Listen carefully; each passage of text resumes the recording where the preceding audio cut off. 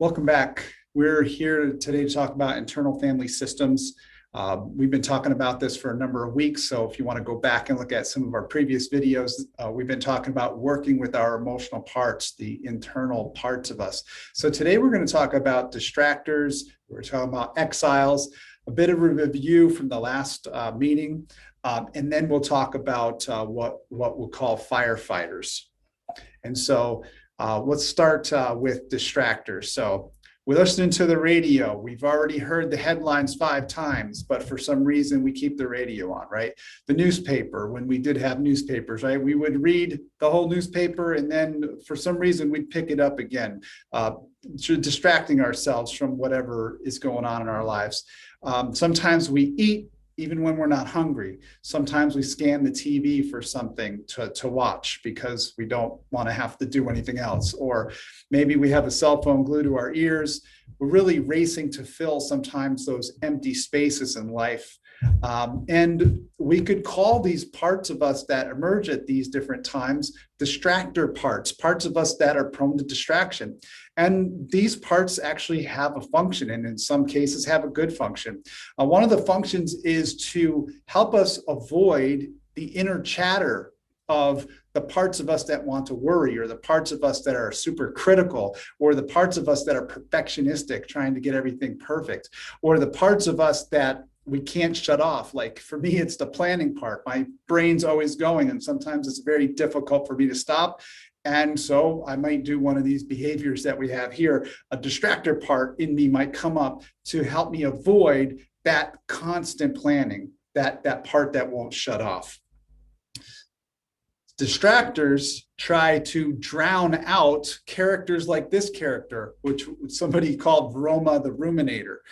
Roma the Ruminator is that part of us that replays the tapes over and over, replays situations, reminds us of the pain of past experiences. And every time Roma plays one of these, videos, she's hoping for a better outcome, even though every time she plays that tape, it always ends up the same way. So a distractor part is kind of like the screensaver of our psyche. It allows us to shift gears and get away from Roma the Ruminator, those ruminations that take up too much space in our heads. And so distractors sometimes distractors can stay around for too long and make things worse, right? Talking about the cell phone, I could pick up my cell phone, look around on Facebook for a while. All right, that's a good distraction. But if I spend the next 2 or 3 hours, if I neglect my family, if I neglect my work, now that distraction has stayed around too long and it's actually making things worse for me. And so one of the things that distractors can do is to keep the exiles inside of us, those vulnerable parts of ourselves, down. And in some cases that might be good, like in the middle of a business meeting, you don't want a super vulnerable part to come out and start crying or whining. But if we're too distracted, then these parts of us that need healing, that are wounded, aren't able to merge. So exiles are parts that for a variety of reasons are not allowed into our living room. When I say living room, I'm just talking about our consciousness. Like, what am I conscious of right now? I'm conscious of the fact that right now I'm here doing this meeting, right? So the part of me that leads meetings is in the living room right now. These exile parts are not allowed into the living room sometimes. They're not allowed to get any space. They're often locked away and can't be easily activated. What are these things? They could be trauma, they could be grief, they could be difficult experiences, they could be trials that you've had in the past, they could be vulnerabilities, they could be weaknesses, and in some cases, for some of us, it's abuse, right? And you see some pictures of those exiles here. They're vulnerable parts of us. In some cases, you see they're kind of locked up there. The exiles carry pain and memory. And what happens is we have manager parts of us, and the manager parts of us work to repress those exiles for fear that if the exiles get in the living room, then our personal life is going to be flooded with these painful memories and feelings. And you can see all these pictures of the manager parts here. One's got a megaphone, one's dressed up like a businesswoman, another one's kind of a real critical character, one's kind of frazzled with all the stuff of life, another one's like multitasking. And so some of these other parts can keep the exiles down. Why? At the cost of that is that if that's happening, that manager part of us has to stay in the living room at all times and be vigilant that these exiles don't emerge. As Christians, we know we have the Spirit of God living inside of us, so we can be Spirit-led. And our Spirit-led self knows these exiles well, but when we don't let the Holy Spirit have help these exiles and allow the Spirit to take a central role in helping all of our parts, then that can be a real problem. So the thing is, despite our manager's best intentions, despite our best intentions sometimes to keep these exiles down, they can be like a beach ball at the beach, right? We hold it under the waves and we can only hold it for so long. Those beach balls are going to come up and hit us in the face. And that's kind of what happens a lot of times with exiles. I want to show you one illustration of that. The exiles that we sometimes hold down can carry pain so great that a normal distractor can't block it out. So the distractor takes on an extreme form. You know, I talk to people all the time. Some people in their grief is so great that looking at Facebook or watching the television, scanning the television for their watch isn't enough to keep them from all that pain of the grief that's coming up, right? And sometimes what happens in that case, the distractor starts to take on an extreme form. And so we call them firefighters, when they take an extreme form. A firefighter douses the fire of pain by taking over the living room or taking over your personal life and your personal space. The firefighter parts of you want to get rid of that pain at all costs. Of course, when a firefighter comes and blows water all over your house that's burning, you're going to have water damage, right? And so that's kind of what we're going to see today. When a distractor becomes extreme and becomes a firefighter, he starts blowing things everywhere. You see a picture here of a firefighter, but he's blowing out all these things like time on the computer and exercise and all these different things. He's becoming extreme in an attempt to keep down the exiles, in an attempt to keep down the pain. So it's an attempt to help, right? The firefighters try and help. Firefighters always try to help, but it creates its own painful results. For some of us, it might be anorexia or bulimia, something to do with the way that we take in food or don't take in food. It could be substance abuse. It could be sexual behavior. It could be self-destructive behavior. It could be using people in relationships, even though we don't even maybe know that we're doing it. It could be anything that takes an extreme form. And what is happening here is we're temporarily trying to block out the pain. And what's the commonality of all those things I just mentioned is sensory experience. All those things have some kind of sensory experience to them. The firefighter cannot sustain this for long. Eventually, the firefighter is going to get exhausted. He's going to run out of water in his hose, right? And what's going to happen? A manager is going to show up. A manager part of us is going to show up, and maybe that manager might be a harsh judge, and the harsh judge is going to come out with all these resolutions to never let this happen again. You're never going to spend all night on your phone, on Facebook, going back and forth with people about political issues in our country. You're never going to eat so much that you get sick and have to throw up, or you're never going to be allowed to drink again, or whatever. So here's an example. I wanted to show this to you. Now, you might not relate to this particular example, but don't worry about the example so much as watch for the pattern, because I think you might relate with the pattern, if not the example, right? So what we're going to talk about is a distractor becoming a firefighter. And the example is what we call a bulimic loop.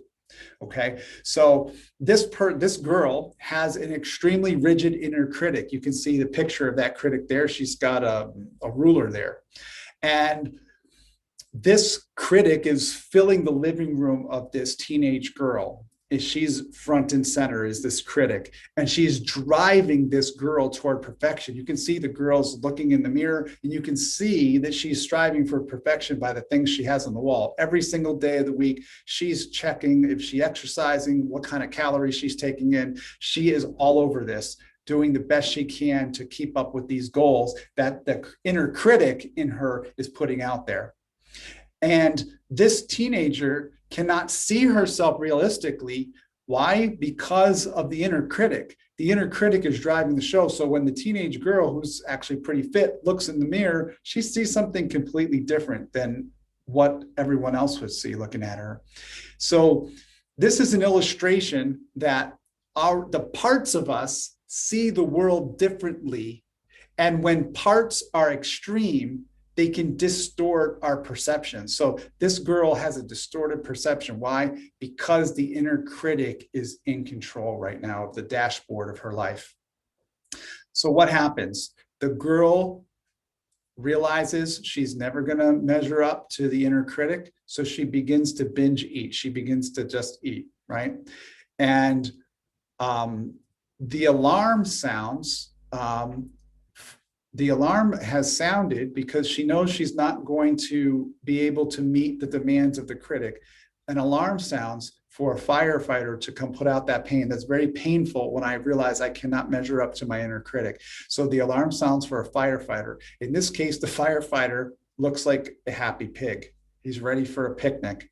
The happy pig is activated to douse the pain of the inner critic, the pain of I am not good enough. And this happy pig is normally in charge of helping this girl find tasty foods. Sometimes it's in charge of distracting the girl from pain, but here it becomes extreme and takes over the living room of her life, takes over the dashboard of her life, and blocks out these bad feelings of not measuring up to the inner critic. And so then what happens is that inner critic comes back and says, hey, wait a minute, happy pig, you just took in a bunch of calories that you shouldn't have taken in. And then now another part emerges in this girl, and we could call that the rebel part. The rebel part of her takes front and center and sets up in coalition with the happy pig. And the happy pig and the rebel push the manager. You can see the manager is off to the side. This manager part is now pushed out. So the pig eventually has to stop. And of course, the critic's going to return. And what's going to happen? That girl is going to vomit. She's going to sit in despair with the happy pig, who's also going to feel remorse that this part did this to the girl. The happy pig thought he was helping, but it really didn't work out that way, did it? So the teen goes to sleep at night and awakes in the morning, and you're going to see she's right back where she started the day before. She's right back there, and the inner critic comes back, and the whole process starts over. So in order to change the pattern that we see here, each part in the system has to be understood, and the interaction between them has to be understood. So we have this manager part, we have the happy pig part, we have the rebel part, and there may be other parts. It's really important for this girl, if she's going to get any help, her spirit-led self is going to have to guide her, and she's going to have the Spirit's wisdom to understand each of these parts that she has inside of her, and how they're interacting together, so that pattern can be changed by the Spirit of God. I know this pattern well. I never struggled with food like this, but relationships were a struggle to me. I lost my mother when I was young to a very violent death, and I didn't have the affection of a mother for about 5 or 6 years until my stepmom came into my life. And so I had difficulties with relationships. The relationships with adults in my life were there, and they propped me up, and I used those relationships. Girls my age, I looked to them to fill that void that from not having a mom, and tried to get affection from them. And it's very much like this cycle that this girl went through. Over and over and over again. So I know this well, and I think a lot of people that are listening to this video are going to be able to relate to this. And so thanks for joining us today to talk about this. We do this every week on Wednesdays. If you want to check that out and join us live, you can go to meetup.com/checkyourcompass. Or you can check out the videos that we upload from time to time on YouTube and Facebook. I want to acknowledge the ideas that I shared today, many of them drawn from a book by Tom Holmes and Lori Holmes, along with the illustrations that were done by Sharon Eckstein. We appreciate you joining us today. Hopefully we'll see you again.